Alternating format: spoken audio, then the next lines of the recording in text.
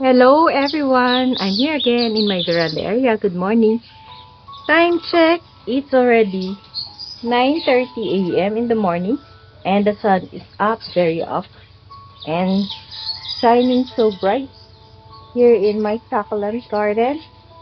So I'll give you an update on the pots that I have repotted for today. So, the succulents that I have repotted for today. And for now, let's take a preview of our beautiful succulents before we go to the rock that I'm going to share today. So I have placed here on the first table. This is the first table that you're going to see when you went out of the door. And here is the Astrophytum Assyrias. It's going to have a flower, Mama Donna. So there. So I have placed on the first table the propagation pots. Yeah, I just planted it, the sakis or the succulent here last night. Yeah, last night or late in the afternoon yesterday. So I don't have place anymore on my propagation rack. That's why I put them there on the table. And there's another some propagation pot that I placed here on the next table beside our Romeo Rubin. So there are, I think, 1, 2, 3, 4, 5, and 6 pots. The one in front, yeah, that's newly potted just last night or late in the afternoon yesterday. So I am so happy because the sun is shining so bright today. So our cactus, as the vitamin cereals, are okay. Our arunfi, and look how pretty is our agavoid, hybrid agavoid. So our arunfi are okay.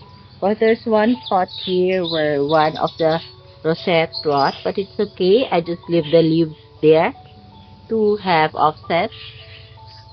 So the next rock with the sedum clavatum and the marfin and the Echeveria silkbill, Tinkerbell, they are also okay. And the third rock, we have the hobbit ear, the Jadieta. So Jadieta opens the rosette whenever they receive full sun, yeah. And look at the Marcus, so pretty. And our Murasaki is trying to recover and it's so pinkish in color. And of course our purple haze, yeah. And of course our newly potted, the one that I've shared to you last, I think Monday if I'm not mistaken. But this truck, the one I'm showing to you, I have already vlogged or shared it already. You can check my channel for more information. So the next truck. So if you could remember one of the agavoid here, rat. So what I did is I replaced it with blue cloud. Yeah, blue cloud. And then on the next rack, they are also okay. So the Echeveria looks so pretty whenever the sun is shining on them. And this is the latest rack or the last rack that I have vlogged. So excuse me for my shadow because the sun is there at my back. So look how pretty is our purple hybrid agave. Yeah, the purple champagne, the Hira, the Beccia, and our pink champagne. And the other Kivirias, we have the Hakoho. So I have vlogged this on my last vlog. You can check out my channel so you can watch it.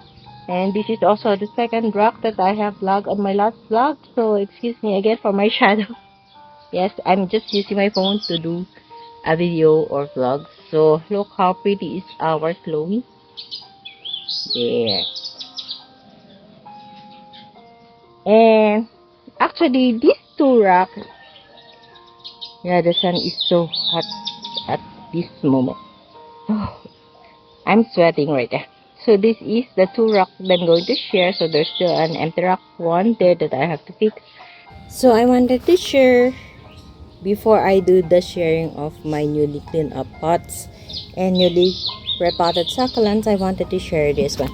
So this is the soil mix that I always cut whenever I repot my succulents. So if you would see, it's just made up of garden soil and pumice stone. So no more organic compound. So what I do is I add loam soil. So this is the loam soil that I am using, and this is how it looks like. It's more on organic compound, carbonized rice hull, yeah. And this is actually the rice hull that I am adding on my potting mix. So it's 50% of the reused soil, 25% of the loam soil, and 25% of this. So I've been using lots of rice hull, so it's not so pricey. I was able to bought it for 12 pesos per pack, like this 1 liter. So that's how I reuse my soil mix to repot or to reset my succulent. So I have just started doing this soil mix just this year, so let's see if it will work out, so I don't have to throw the old soil mix. So when mix, this is how it look like. So I don't add any more pumice stone, which is mango in size, because it's already gritty, yeah. And if you would get and press hard the soil, see, it's a loose, yeah. And I wanted to show also the Osmocote. So this is the Osmocote that I am using to fertilize my succulents. It's a controlled release fertilizer. And yeah, Osmocote is quite pricey online. So I just put a little bit amount on each pot. So that's how I keep my succulent healthy throughout the year, rainy, summer. So this is how the soil mix look like. So it's drainable already. So that's it. So to explain it better, how do I clean up my succulents? This is how I clean up. So there are times that I do not fully cut the roots or just leave the stem. Sometimes I do retain roots just like this. So this is aloe vera,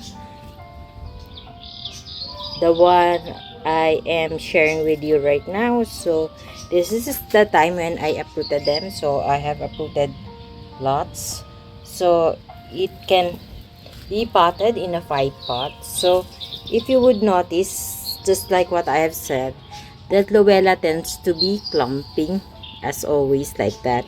So to make it free from pests, because Luella is one of the succulents that I have noticed and observed here in my garden, I have been taking care or collecting this Echeveria Luella for 4 years already, because I have been collecting succulents since year 2020.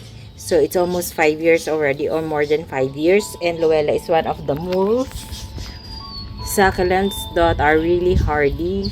So I can say that Luella is really good for beginners, and it has a very good stress color whenever it's sunny, it's cold, any kind of weather. But the problem with Luella is really it is susceptible to mealybugs. Why? Because they tend to be clumping, yeah. So look how clumping is this one. So this is just small, but how clumping. So there are many dried leaves, as you can see. So I have to remove that and spray alcohol on it. So what I did, so that I can retain Luella in my garden free of pests, is that I need to clean up the stem from time to time. So I make sure that the stem can breathe well, yeah. The leaves have enough spaces from each other. I mean, the rosette have enough spaces, just like this, right? Because if I won't do this, they will tend to have lots of dried leaves, and they will be eventually inviting mealybugs. And when mealybugs infested the Luella, it usually transfer from one pot to another. Even if the next pot is not a Luella, it would really go to the other pot. So In order to retain it, I have to maintain it like this. So there are gaps between the stems. Although it would look more beautiful and more lush if we can retain more of the leaves, but I don't want to suffer. I don't want my Luella to suffer from mealybugs. So what I did is this. So this is my solution for Luella that is really susceptible to mealybugs. So it really susceptible to mealybugs whenever there are so dry leaves. There are so many dry leaves, but the problem is that I don't have everyday time for gardening, so I do visit them at least once a week, or if I do have time. So that's why that's the only solution that I was able to think of how I can retain Luella here in my garden, although it's susceptible to mealybugs. So that's how would I explain it. Let's go back to the rock of my succulent that I am sharing with you. So let's go on it one by one. So on the first layer of this rock, I have the Echeveria Silkville, 2 pots. They are newly potted. I have restarted it. So I have already explained what I mean when I restarted. I fully cut the stem, the roots, trim it, and repotted it. I changed the soil mix, and the soil mix I have shown it in the on the first part of this video. And beside the 2 pots of the Echeveria Silkville, I have placed the Luella, and I have explained on the first part of the video also on how do I clean up this Luella and how do I grow it here to maintain and and not how do I take care of it so that the mealybug will not go to my Luella, because they are really susceptible to mealybug. I'm telling you guys. Sometimes even if they don't have dried leaves, there are mealybugs. So you really have to check Luella from time to time. Then another pot of Echeveria Silkville and Silkville again. So below is I have more pots of my Luella. Yeah. So look at this. Very pretty. Look at the color of the Luella. Very colorful, right? So there are 5 pots of Luella. And at the very bottom of this rack, I still have Luella. So I was able to propagate Luella. Actually, the one on the third layer of this rack, these are all potted in one long brown pot. So I just repotted it in a circle brown pot. So let's take a closer look on how stressed is the color. Diba? Luella is so pretty and colorful. That's why who will not fall in love with this succulent. That's why I make a way for it to stay in my garden. So this is what you see in the first rock that I wanted to share today. So we have Luella on the third layer and second layer. We have 1 pot of Luella on the first layer and 4 pots of Echeveria Silkville. So let's go to the next rock. So I have here my Hero One. So Hero One is one of also the succulent that I want to recommend for beginners. Yeah, they're easy to take care. They're generous in giving assets. So I just started my Hero One. So right now they don't have stress color. But previously, in my previous vlog last year, I vlogged this. It has an orange stress color. Yeah. So what you can see on the first layer of this rock is only Hero One. So on the second layer of this rock, I potted or started also my Purple Delight. So Purple Delight is one of the succulents that I can also recommend for beginners. They are generous in giving options. They are easy to take care even if you just neglect them. Just let it them. And look how pretty is this big one. Big rosette. Yeah. Soon, Purple Delight usually grows fast compared to other succulents. So soon it will be big already. So I have to cut and repot them again. So let's see when will be that. So look how pretty. And beside, I have my one and only pot of Super Bomb. Yeah, I only have one pot of Super Bomb. Even though I'm good, or shall I say, it's easy for me to propagate this purple light. But for Super Bomb, it's very hard to take it. I don't know, it doesn't go that big. It doesn't give lots of options, although there are some. Yeah, so I only have one pot. So Super Bomb and Purple Delight looks almost the same, but Super Bomb is the leaves are more flatter, or they're set compared to Purple Delight.